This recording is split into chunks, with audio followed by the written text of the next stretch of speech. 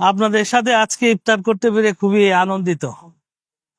আমি জানতাম না যে এই আমাদের সুলাইমান তলে তলে আপনাদের নিয়ে এত একটা বিরাট একটা জনসমাবেশ করতে পারছে আর কি।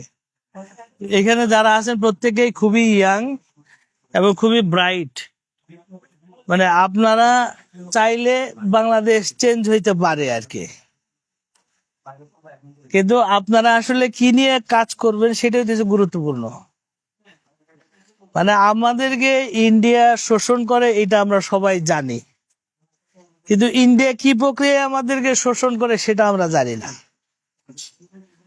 কেউ কেউ আফসা আফসা জানেন আর কি। তো সেই জায়গা থেকে হইতেছে ইন্ডিয়া মূলত হইতেছে, ইন্ডিয়ার পুঁজি হইতেছে আমাদের স্টুপিডিটি, আমাদের বোকামিটাই হইতেছে ইন্ডিয়ার হইতেছে একমাত্র পুঁজি, আর কিচ্ছু না। ইন্ডিয়ার চালাকি গুলো যদি আপনারা ধরতে পারেন তাহলে দেখবেন যে ইন্ডিয়া আর আমাদেরকে শোষণ করতে পারছে না। দেখেন ওর খুব সিম্পল সিম্পল ট্রিক, কিন্তু এগুলোর ফলাফল ভয়াবহ। ওর কিচ্ছু করতে হয় না, ও বসে থাকে আর আপনারা দিয়ে কাজ করায়। আপনার লোকজনই, আপনার মানুষজনই হইতেছে ওর পক্ষে লড়াইটা করে। শাহবাগীরা, সেকুলাররা ওর পক্ষে লড়াই করছে না? এরা আপনার লোক না? আপনারই ভাই ব্রাদার, আত্মীয় স্বজন না? তাহলে এটা কিভাবে সম্ভব করতেছে? এটা দেখেন, ও আপনাকে, আপনি একটা পরিচয়, আপনার যে পরিচয় মুসলমান পরিচয়, তাই তো? প্রত্যেকে মুসলমান, কিন্তু দেখেন 47-এ আমরা মুসলমান পরিচয় দিয়ে একটা রাষ্ট্র তৈরি করলাম। 48-এ এসে আমি আমার পরিচয় পাল্টে ফেলতেছি। আমি আমার পরিচয়টা কি করতেছি? বাঙালি করে নিতেছি। আর কিচ্ছু লাগে নাই ওর। এরপরে সে বৈষম্যর গল্প বানাইছে যে এই পশ্চিম পাকিস্তানিরা আমাদের খুব বৈষম্য করতেছে, আমার চাকরি বাকরি দেয় না। অথচ আপনার শিক্ষার হার ছিল 5%। আপনার জন্য যে কোটা ছিল সেই কোটাই আপনি ফিল আপ করতে পারেন না, আপনার কিভাবে বৈষম্য করলো? তাহলে যে এই যে আপনি 5% শিক্ষিত হইলেন কিসের জন্য, এটা কিন্তু সে আলাপ করে না।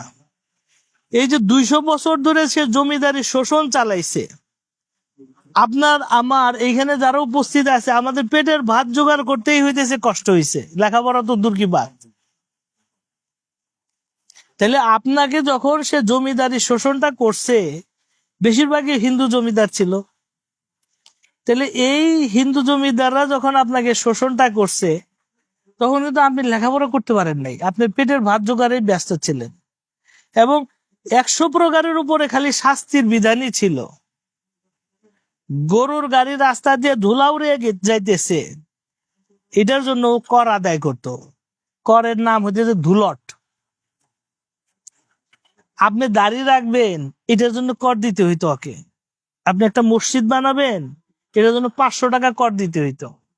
এটা জোক না, এটা আমি গল্প বলতেছি না। কিন্তু এই তথ্যগুলা আপনার বই পুস্তকে আপনি পাবেন না। কেন পাবেন না? কারণ বই পুস্তক লিখছে ওরা, আপনি আমি বই পুস্তক লিখি নাই। আমরা পড়ালেখাই শিখছি হইতেছে 47 পরে। তাহলে 47-এর পরে যখন আমরা নতুন একটা রাষ্ট্র শুরু করলাম, নতুন একটা দেশ শুরু করলাম, তখন ওরা আপনার পরিচয়টা পাল্টে দিল। শুরুতে আপনাকে বাঙালি বানিয়ে দিল।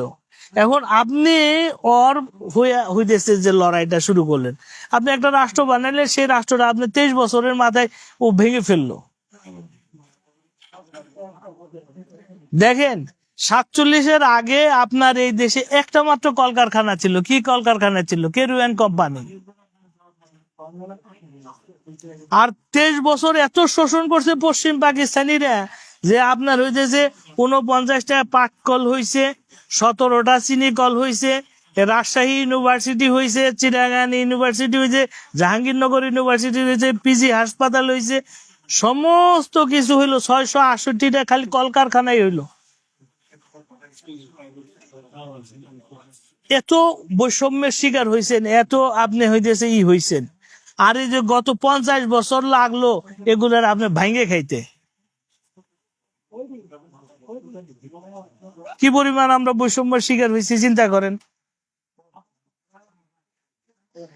দেখেন আপনি 47 তৈরি করার ফলে আমাদের এখানে প্রত্যেকটা লোক যে যে জমিতে চাষবাস করতো তার মালিকানা সে ফেরত পাইছে। আর 71 সালে আপনি স্বাধীন হয়েছেন, এখন আপনাকে এই জমি ফেরত দিতে হইব, তাই তো? শত্রু সম্পত্তি প্রত্যর্পণ আইন হয়েছে না? তাহলে হেভি স্বাধীন হয়েছেন আপনি। এটা যদি স্বাধীনতা হয় তাহলে পরাধীনতা কি জিনিস?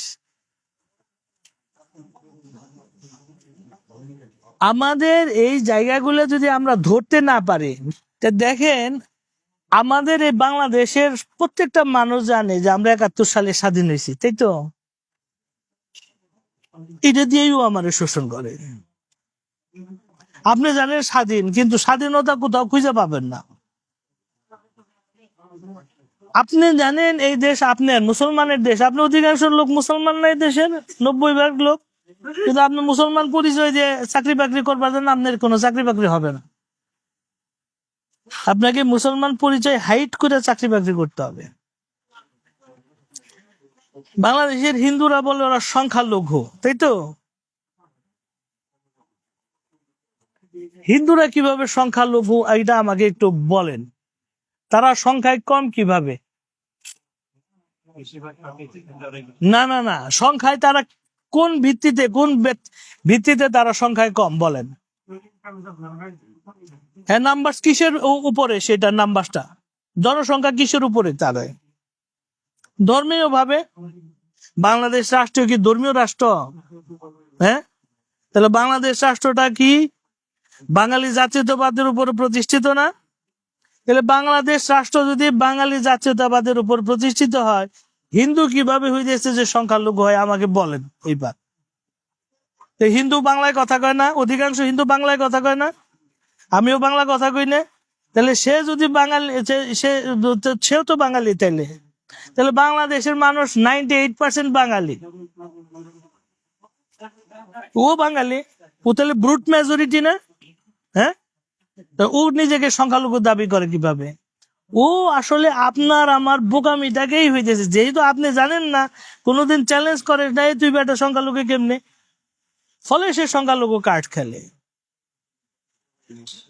উল্টা আপনি যদি দেখেন বাংলাদেশ রাষ্ট্রটা ইন্ডিয়া নিয়ন্ত্রণ করে, তাহলে ইন্ডিয়ান সাবকন্টিনেন্টের কনটেক্সটে বিবেচনা করেন, আপনি সংখ্যালঘু, আপনি 20% কি একটা ছবি তুলে পরে একটু কথা, তাহলে আপনি হয়েছে 20% বেশি না তো? তাহলে আপনি সংখ্যালঘু না? এরই প্রভাব। আপনি এই যে আপনাদের মনে জিজ্ঞাসা যে 8% হিন্দু সরকারি চাকরি 30% কেমনে করে? এই যে আপনি যদি রাষ্ট্র ক্ষমতায় থাকেন, ভারতের রাষ্ট্র ক্ষমতায় যদি মুসলমান থাকে, তাহলে 25% মুসলমান হইতেছে যে 30% চাকরি করতে পারে না। ক্ষমতা ওর কাছে, আপনার কাছে না। রাষ্ট্রটা ওর, আপনার না। বাংলাদেশ রাষ্ট্রটা নিয়ন্ত্রণ করে মূলত ওরা, আপনি করেন না। এবং বাংলাদেশ রাষ্ট্র ইন্ডিয়া বানাইছে আপনাকে ক্ষমতার বাইরে রাখার জন্য। ফলে আমরা যদি এই পলিটিক্স গুলো না বুঝি, এই সঠতা গুলো না বুঝি, আমরা এখান থেকে বেরোতে পারবো না। ওরা বুদ্ধিবৃত্তিক ভাবে আগে আছে, ওরা চালাকি, চতুরতা, ধূর্ততা, যত যা পারে সমস্ত কিছু ওরা করে, যত কনস্পিরেসি আছে। 71 পুরোটাই একটা প্রোপাগান্ডার লড়াই, এবং সেই প্রোপাগান্ডার লড়াই আমরা হেরে গেছি, আমরাই ওদেরকে জিতিয়ে দিছি। আপনাদের আত্মীয় স্বজন, বন্ধু বান্ধব, বাবা চাচারা যুদ্ধ করছে না? আমার বাপ চাচারাও যুদ্ধ করছে। তাহলে আমরা ওদের হয়ে লড়াই করছি, আমাদের বিরুদ্ধে। নিজেরা দিয়ে নিজেরা গলা কাটাইছে, এটা সম্ভব এই চালাকির কারণে। তাহলে আমাদের প্রথমে আমাদের বোকামি ঝেড়ে ফেলতে হবে। আমরা যদি আমাদের বোকামি ঝেড়ে ফেলতে না পারি, আমরা কোনোদিন ওদের বিরুদ্ধে জিতবো না। যতই আপনি নামাজ পড়েন, রোজা রাখেন, অমুক করেন, তমুক করেন, একমাত্র আল্লাহ চাইলে সম্ভব। আল্লাহ তো আমাদের এই জ্ঞান দিতেছে, তাই না? কিন্তু এই রাজনীতিগুলো আমাদের বুঝতে হবে। এই রাজনীতি না বুঝলে পরে আমরা হইতেছে কোনোভাবেই জিততে পারবো না। আজকে আর বেশি আলাপ না করি, আপনাদের যদি হইতেছে কোনো প্রশ্ন থাকে আপনাকে জিজ্ঞেস করতে পারেন, বল।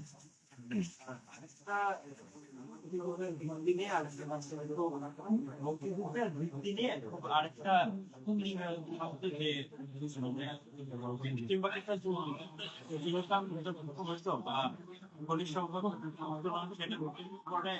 ইনভেস্টমেন্ট পশ্চিম পাকিস্তানে করা হয়েছে, এটা শুনে আসছে বিভিন্ন জায়গায়, এটা সত্য, এটা কোনো দেখেন, এই যে আপনি যে বলতেছেন যে এই বৈষম্যের গল্প, আমি তো শুরুতেই আপনাকে বলে দিলাম, দেখেন আপনি 5% শিক্ষিত, আপনি কিভাবে হইতেছে, আপনি কোটা, এখন আপনি কি বলবেন যে মুক্তিযুদ্ধের সন্তানরা হইতেছে যে এখানে বৈষম্যের শিকার, বলবেন? তার 30% কোটা আছে, সে সেটা পূরণ করতে পারে না, সে কি বৈষম্যের শিকার? না, আপনি বৈষম্যের শিকার। আপনার কোটা আছে, আপনি সেই কোটা পূরণ করতে পারতেছেন না, আপনি হইতেছে ওই ওই ওই আপনার শিক্ষার পার্সেন্টেজ ওই হারে পৌঁছায় নাই। এটার জন্য দায়ী তো আপনার পশ্চিম পাকিস্তানিরা না, এটার জন্য দায়ী কারা? ওই জমিদারি শোষণ, আপনি লেখাপড়া শিখতে পারেন নাই সেই কারণে। তাইলে আপনি উদরপিণ্ডি বুদর গাড়ে চাপাইলে তো হবে না। তাহলে ওরা এই যে এই প্রোপাগান্ডাটা চালিয়েই তো আপনাকে আমাকে বিক্ষুব্ধ করছে, উস্কানি দিছে। ফলে আমি তো এই উস্কানিতে পড়ছি। আমি শোনেন, এই যে এখানে একটা ইন্টারেস্টিং আলাপ আছে। ভাষা আন্দোলন যে কারণে হইলো, এই একই কারণ তো ইন্ডিয়াতেও ছিল। রবীন্দ্রনাথ বলছে না যে ইন্ডিয়ার রাষ্ট্রভাষা হবে হিন্দি, কই সেখানে তো আন্দোলন হইলো না। তাহলে আমাদের এখানে হইলো কেন, আসামে হইলো কেন? কারণ পশ্চিম বাংলার লোকজন শিক্ষিত ছিল, তারা জানতো যে হইতেছে যে একটা নতুন ভাষা শিক্ষা খারাপ কোনো কাজ না। পশ্চিম বাংলার লোকজন শিক্ষিত থাকার কারণে তারা বুঝতে পারছে যে হিন্দিটা যদি একটা কমন ল্যাঙ্গুয়েজ হিসেবে পুরো ইন্ডিয়াতে এটা চর্চা হইতে পারে, এবং হিন্দুত্বের ভিত্তিতেই ইন্ডিয়ার রাষ্ট্রটা তৈরি হয়েছে। কিন্তু আমাদের শিক্ষার ওই রকম, আমাদের 5% শিক্ষিত লোকজন, আপনি যা বুঝাইছে আমরা তাই বুঝছি। আমি ভাষায় ওইটাই পারতাম, বাংলাটা এখনো আমাদের লোকজন ঠিক মতো বলতে পারে নাই। তাহলে আমাদের কাছে হইতেছে যে ওরা আমার মুখের ভাষা কেড়ে নিয়ে যায়। আমি আর এই যে মাথা খারাপ হয়ে গেল আমার স্টুপিডিটিটা এত বিশাল যে আমাকে মাথা খারাপ করা খুব ইজি। হ্যাঁ, দেখেন ওরা আরেকটা যুক্তি দেয় যে হিন্দি তো ভারতের সংখ্যাগরিষ্ঠের ভাষা, উর্দু তো পাকিস্তানের সংখ্যাগরিষ্ঠের ভাষা না, এই বলে না? এটা পুরাটাই ভুয়া কথা।